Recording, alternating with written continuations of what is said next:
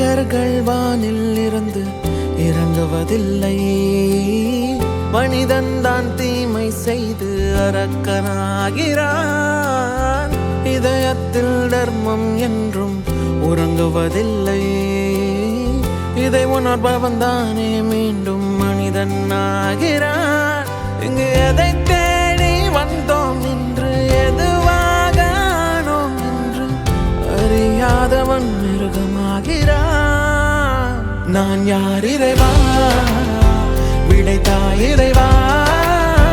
நான் யார் இறைவா, பதில் சொல்ல மண்ணில் வருவாயா. நான் யார் இறைவா, விடைத்தாய் இறைவா.